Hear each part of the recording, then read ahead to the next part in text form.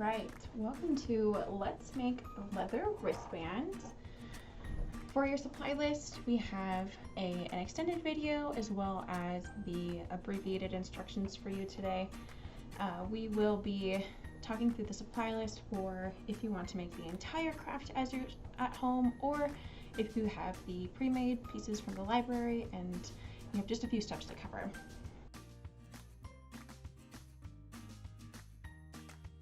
If you are doing the full extended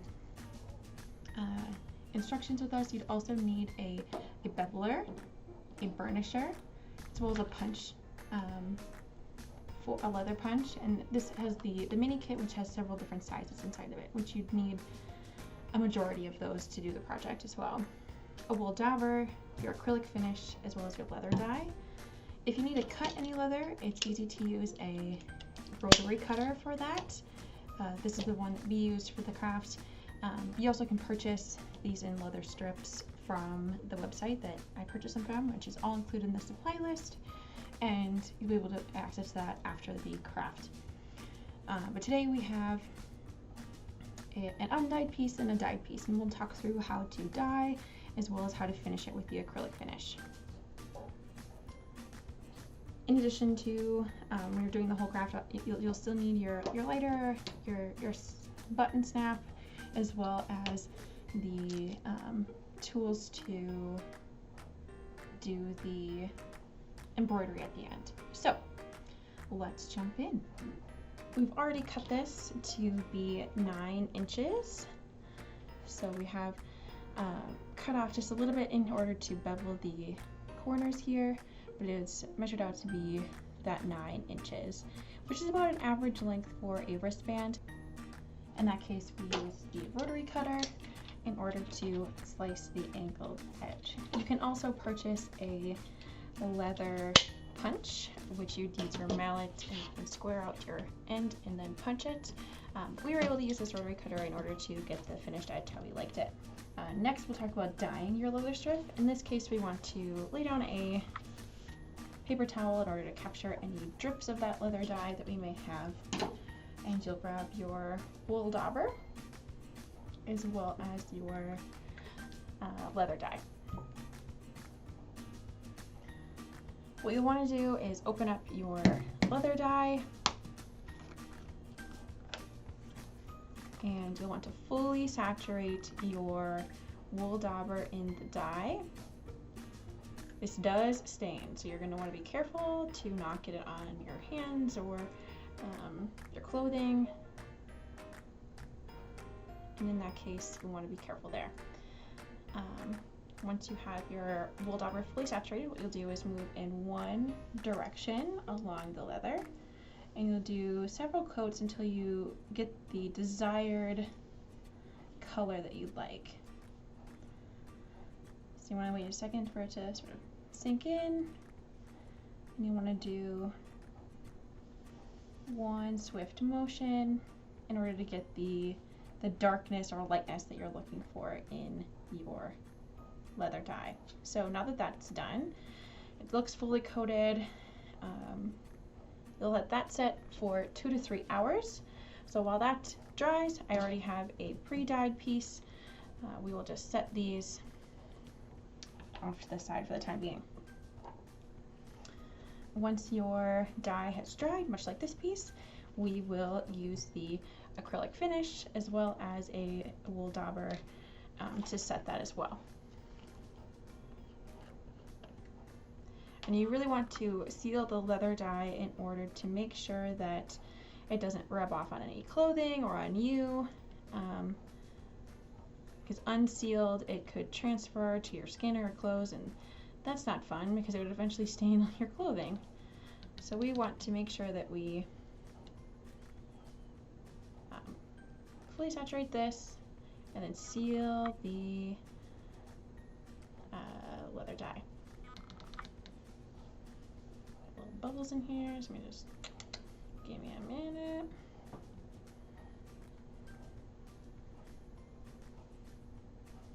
Try to get rid of those bubbles.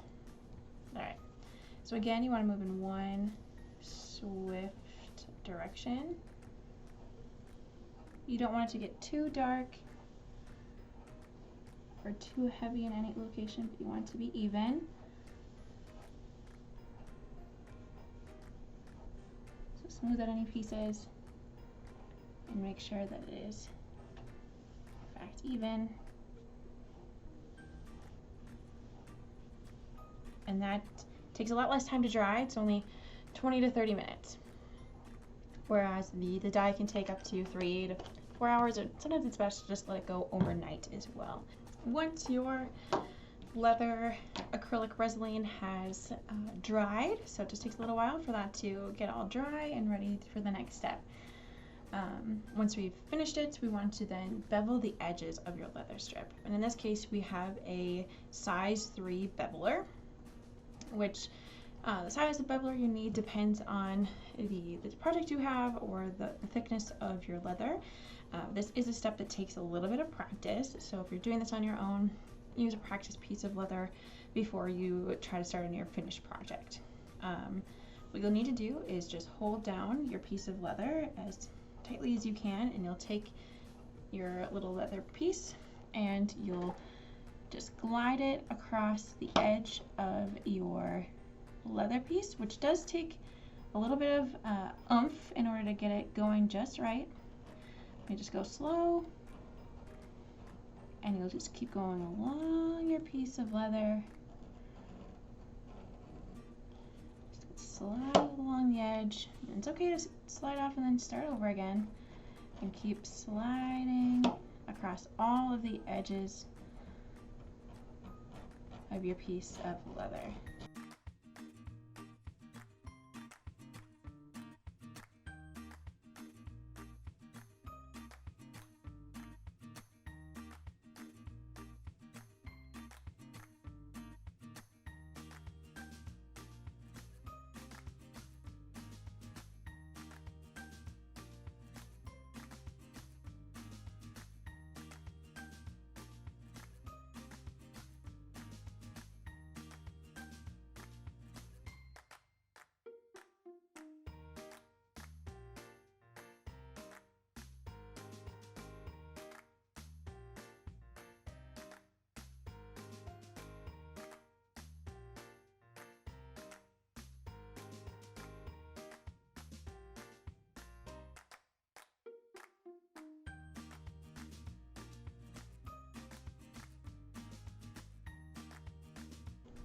Now that that is all done, pick up our burnisher, and you see there's different size grooves in here. And you just want to pick the groove that works best for the size leather you have. I like this one as well as this one for the wristband exercise that we have today. So what you'll then do is take it and you slip the little edge of your wristband in, and you just rub back and forth quickly in order to sort of friction the edges into a seal.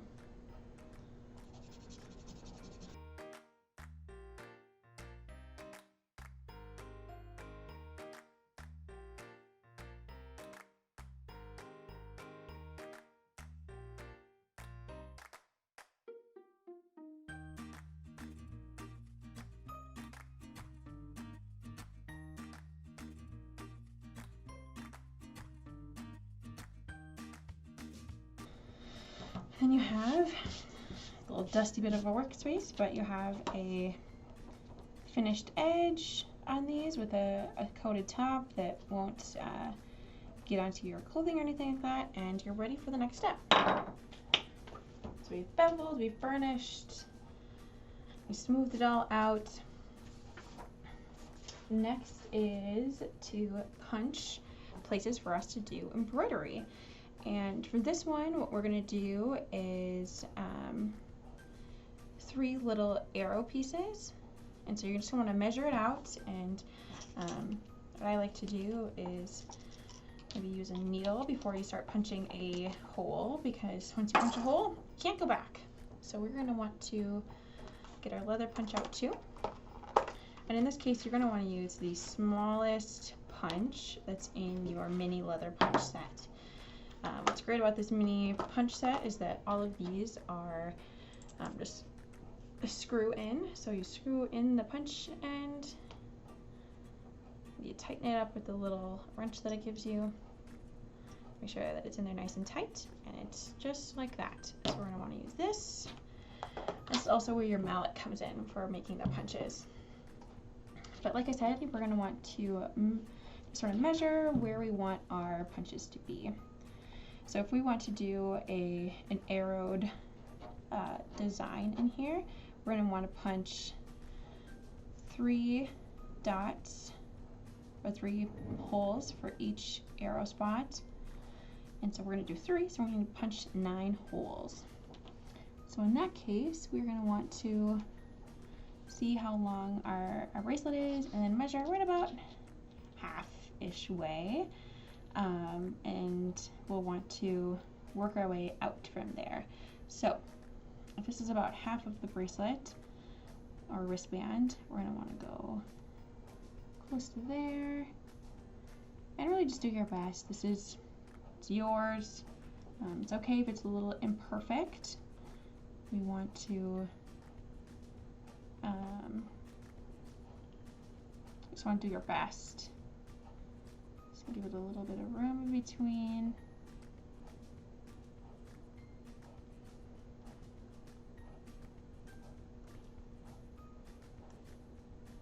And I really just use this needle in order to mark the spots that I want to make those punches.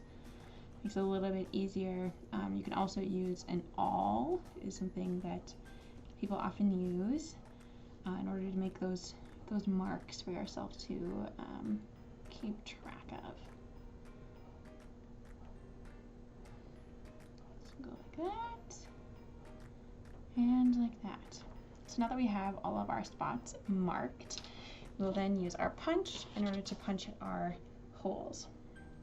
And I'm just going to show you one. In this case, we see our little marks, and we put our punch right in that spot. And then we take our mallet and give it a good oomph until it goes all the way through.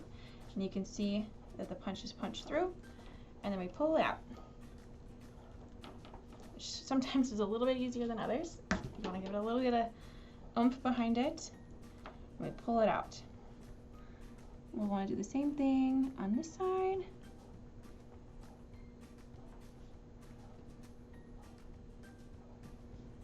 And we're not quite through, so we'll give it a little bit more.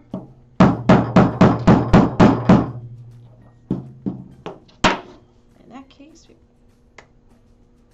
have our 2 holes, and then we want our 3rd one.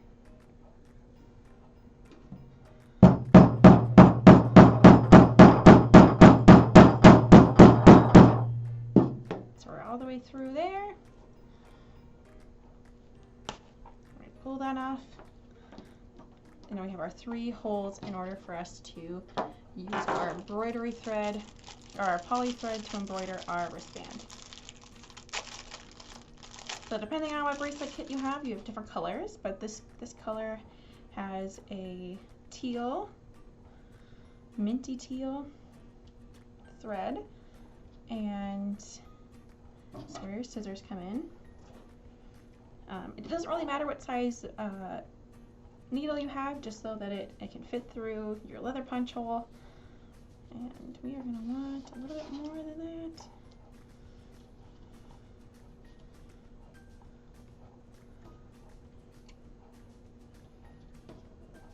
I want to start our threaded needle from the back side. You want to come up from the back, and then you're going to want to hold with your thumb so you don't lose your end. You're going to want to go through at least twice, maybe 3 times, depending on the design that you're doing with your thread. And you can do whatever you like. I just decided to do an arrow. So we'll go back through.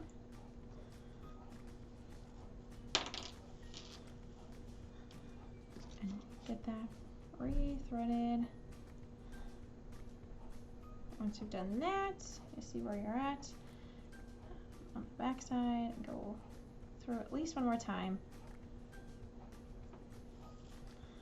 Maybe 3 times just to get it looking full.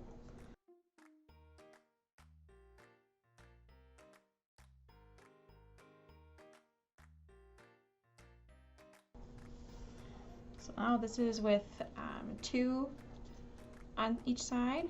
That actually looks pretty good, so maybe we'll stop there.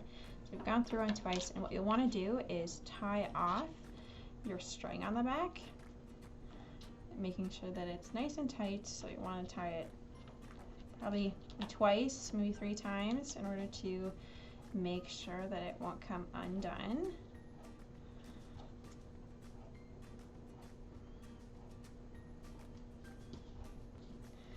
And this is where your scissors come in. You'll want to cut about like 1/8 of an inch from the bottom. You don't want it to cut it too close, but you'll cut it. You'll have your lighter. What we'll do is we'll burn this and then we'll press it down to make sure that it seals. So once you melt it just enough, and then you just want to press it down. Hold that nice and tight, just so you make sure that that wax sets. Hold it down nice and tight, and it should just be a wax finished end. So since this thread is poly wax thread, it just seals it in place just like a melted candle. So we have our 2 pieces, our threaded pieces there. You'll want to continue that same process for your other 2 designs.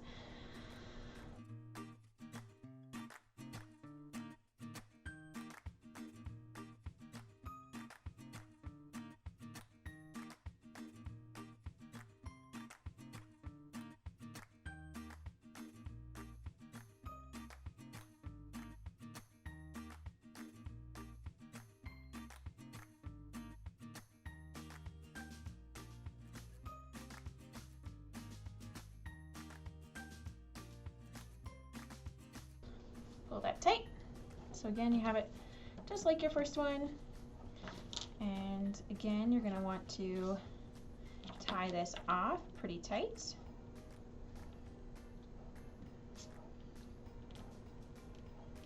And do your best you can. Get at least 2 knots in there. If you can squeeze 3, do 3. And you want to cut this to about 1/8 of an inch, not too close, otherwise it'll unravel.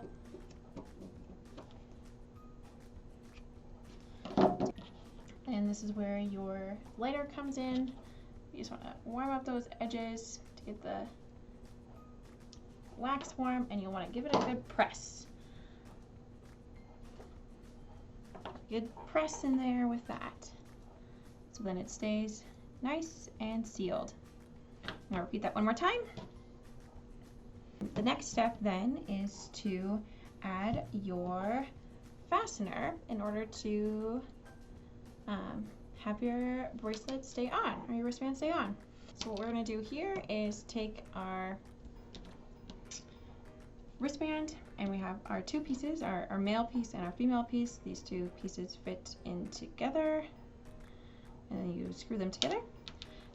What we want to do is punch our hole for the button, and we'll want to do that from about a 1/2 inch from the end of the wristband, and we'll go from this side, and so we're going to punch that hole.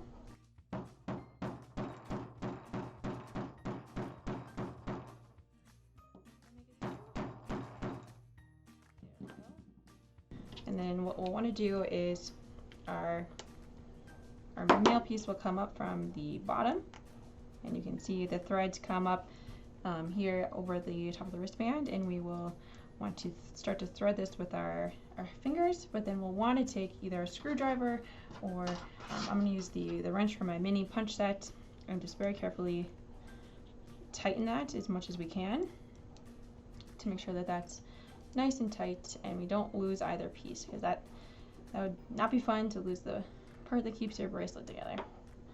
So I'll hang in there and just tighten that up as much as we can. you'll do is put that the button in, and then we'll want to switch out our punch in order to give our punch for the piece on the other side. So again, about a 1/2 inch from the end. What we'll do is then give that a punch. We want that to be snug.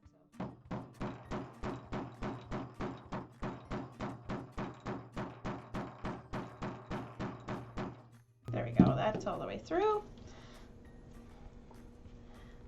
Pull our punch off. Then you have your wristband, and you'll just give that a little push all the way through. The first time's a little hard because you want it to be tight, and then there you have your wristband. You want to give it a little time to get flexible. Make sure that your post is in there nice and tight. But there you are with your finished product.